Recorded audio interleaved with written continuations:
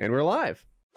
There are so many like machines like that as humans out. we make just for fuckery, right? Like I saw that English guy who's got that Iron Man suit he built. He's basically got jet engines on his hands, and he's just like he's going 30 miles an hour, flying around a field and like landing at will. And it looks like tactical. I guess it's black and it has like shoulder pads and shit.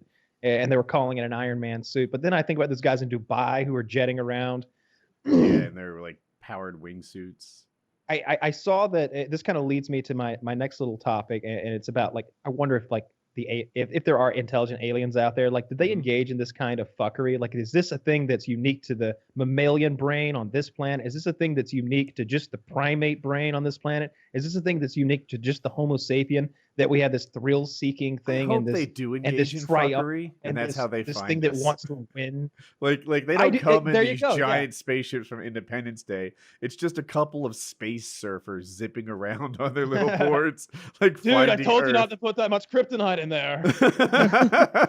Dude, you shot us all the way to the Milky Way. Fuck. If they were like a super advanced civilization and like some paper boy like got off course and showed up in his like hovercraft, like if I were that paper boy and I noticed a civilization that I knew I could dupe, I would just go down there and be like, and I've come to speak with your leaders. And like anybody on that guy's home planet are like, they're talking to fucking Marvin. Are you kidding me? Marvin? He's the paperboy loser. He can't even do calculus in his head. Like, and then if you think about run it, shit. that scenario, if you think about it, that scenario makes a lot more sense to explain Jesus Christ than him, actually being a magical baby that God himself created, right? That it was some paper boy who crash landed here and was like, oh, well, yeah, water to wine, whatever. But like, if you could get me out of here, that'd be great. I really want to go back to my dad. Well, he's God. He kind of created everything. That's how you think of him. He's in the sky. I got to get back to him, though. That's my point. Well, yeah, you guys just get along with each other. Why are you always fighting? Look, peace, love, harmony. Like, this isn't hard. Come on, guys. But really, I want to go back to my father. And then they fucking nailing him up with a cross. And he's like, what the fuck have I got myself into? Like, maybe that's what happened. What did they think I said? I told you not to. So I saw that anonymous. It was someone said WikiLeaks said, but I don't think that's true. When WikiLeaks said something, I believe it more aptly than I would if Fox News said it. I don't think WikiLeaks is in the habit of releasing fake stories, are they? Like, has that ever happened? That like WikiLeaks said a thing and then it came out that no, that's a fabrication or a falsehood. I can't think like that doesn't happen. So when WikiLeaks says something, I kind of believe it. But this was anonymous. Anonymous claims that they have hacked information that proves that NASA is aware of the existence of extraterrestrial life. So that was the story that came out yesterday, I think it was. I don't buy that. Is it intelligent life? Do we know that? Flat, like period, after what I said. And, that leads me to have that whole conversation. Oh, did they find one single fossilized cell in a rock that, it's from somewhere? Or did they find like the correct amino acid signature? Or did they find like a silicon life form that's like nothing that would even exist on our... Or a radio wave? Did they find like a binary signal from another fucking world that can be decoded and read and interpreted in some way? Like, all of those things would be interesting. I don't think I don't think NASA would hide life in space just because like they get so much funding if they didn't. Yeah, their thing is always like we can't even afford to build another $2 billion rocket, and they're like, we need your money, and like all they'd have to release would be like, hey, fucking space lizards, who's gonna become a Patreon? And then they'd be like, oh yeah, well I guess I'll give my fucking $5 a month as long as I get exclusive space lizard pics. Like that's exactly what would happen. That would be their best move ever, is if they revealed there was life, suddenly everybody in the world, for the most part, would be on board with like, all right, well, let's spend a little more money and see what this is, I would definitely. So I think it would change my point of view on a lot of things. It would prove what I believe, because I believe that there is life. I don't believe there's necessarily intelligent life that's ever been here, and I because of the vast distances. And it's not something that I've come up with. It's just like that's what all the smart people say, right? So I don't know about that, but like there could totally be some sort of like fishes or tadpoles swimming around in one of those warm oceans that exist in our own solar system on one of those moons, Yeah. I don't know. I feel like there has to be life out there, right? There's just so many planets, so many suns, so much space. There's got to be life out there. There's probably intelligent life out there. I just feel like if there's a 1 in a million chance of a planet sustaining intelligent life, well, there's millions and millions of planets, so there's intelligent. There's just enough planets. It just seems like there's so goddamn but I'm many. with Kyle too, where he says, I don't think intelligent life has come to visit us. And I agree with that. And vice versa. Yeah. It's just although, think about like how quickly we've advanced, traveling from one continent to another, not very long ago was also probably thought of the same way. If you told some guy in the year 80 who just built the Colosseum, this incredible thing that we need you to cross that ocean. No, not that little pond you call the Mediterranean, the Atlantic. You got to cross the Atlantic and you got to go over there to another.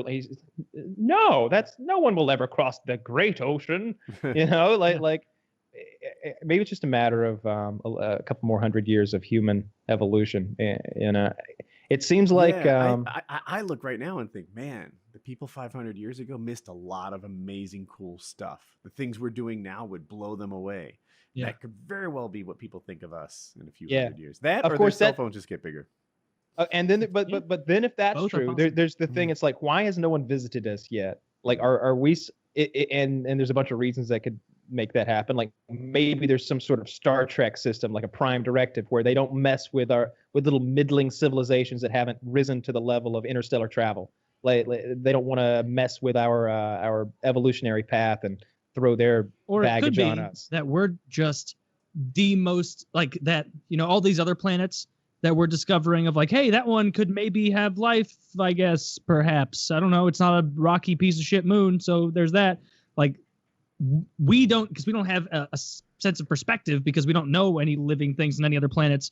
Like, what if it is that Earth really is like the fucking best possible setup for this to have worked out? Like, there were tons of petri dishes all over the place, and ours is the one that's gotten the furthest, like with internet. That's the cool thing about that and shit. Like, who knows? That might be it. There's like, is it more likely that that's the case, or that there's super advanced Rick and Mortys out there? Like, both of them seem equally implausible.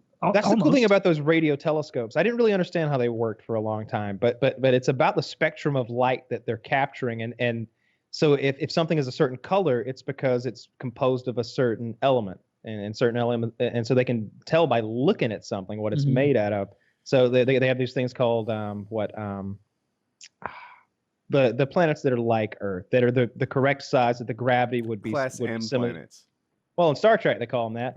Yeah, I know. Yeah, I like that. Right? I think in science they call them Earth-like. Yeah, these Earth-like planets that are that are in that Goldilocks zone. Yeah.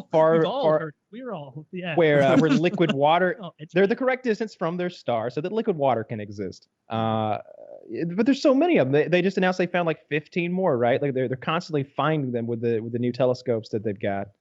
They don't even need water. What if other forms of life are like drinking methane gas or something, and they're not even like corporeal beings? They're like, in the ether somewhere. Well, like when they gassy. talk about silicon life forms, like that's what they're suggesting. But I like the idea that they wouldn't even have like corporeal forms. That they would either be like in some sort of a just an energy field.